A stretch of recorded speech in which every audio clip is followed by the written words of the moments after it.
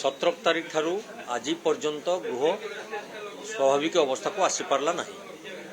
कारण सरकार निजर विफलता को घंट घोड़ेवा को जाई इच्छा थिले मध्य से ताको बाहर प्रकाश करि पारु नांती। से जानि पारुचंती लोक माने ताको विरोध करूचंती, लोक माने हसुचंती, लोक माने दुख मध्य प्रकाश करूचंती सरकार रो कार्यक्रम रे, किंतु सरकार ताको एपर्यंत ग्रहण करने को प्रस्तुत नुहंती। काले तांकर कला कारनामा पर्दाफाशी।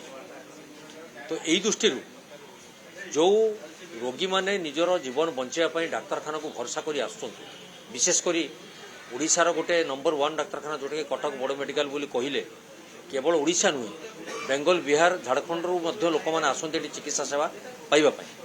जदि से चिकित्सा हाँपाई आसी तांकर मर शरीर को तांकर ज्ञाति कुटुंब मैंने नहीं जीवे केते बड़ दुखद कथा एवं केते बड़ संवेदनशील कथा, किंतु सरकार एप्रति कौन जत्नवान होना तांकर अनुशोचना मध्य नहीं। से प्रतिवाद रे आज गृह को अचल करागला एवं सरकार को बारंबार बारंबार दाबी सत्वे कौन पदक्षेप नेले से गृहर विवृत्ति रखंतु। अग्निकांड घटिले फायर अफिसर आवश्यकता अच्छी, किंतु अग्निकांड घटियो बोली कौन सरकार जानथिले अग्नि कर्मचारी मानक सस्पेंड करदेले। जो मैंने गुरु दायित्व निभेवा कथा से कौन गले बड़ पंडा मान कौटी अच्छा। तेणु एपर्यंत घंट घोड़ाइबार सरकार सफल होती, लोक मानू न्याय देवाई विफल होती।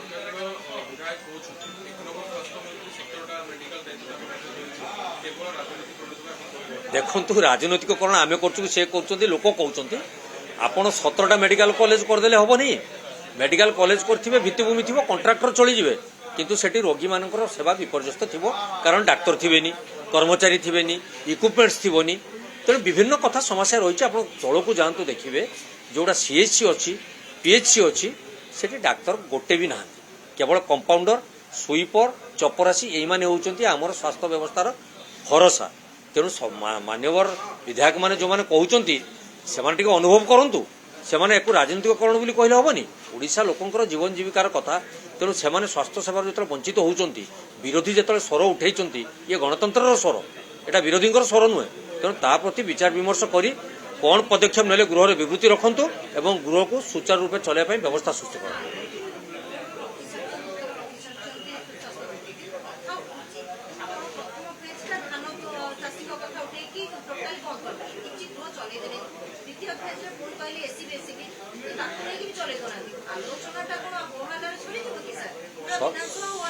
सरकार इच्छा शक्तिर अभाव मुझे कहीदे धान कथाटी जोटा आप कहले गोटे भल कथाटा आप मन पकड़े यहाँ मु कहूना आपण मैंने 24 घंटा गणतंत्र चतुर्थ स्तंभ में रही विभिन्न गणमाध्यम विभिन्न खबर को आप प्रकाश कर।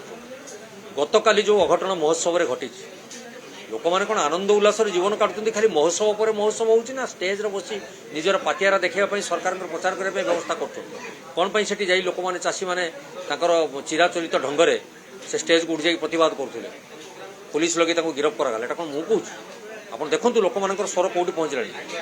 आउ 2 दिन आज बोधे कि काली आप धान टोकन देवार अवधि सरीज धान किणार समय शेष हो मार्च मसरे एपर्यंत समस्त चाषी टोकन पाइपारे ना, कि मान्यवर सरकार महामहिम राज्यपाल मुहर मिछ कथा कर समस्त चाषी धान किणु नहीं आम गृह चलैवा को आसु गृह बंद करने को आसनु, किंतु सरकार जदि कथारू व्यतिक्रम करेंगे तो सीट गृह केमती चलो।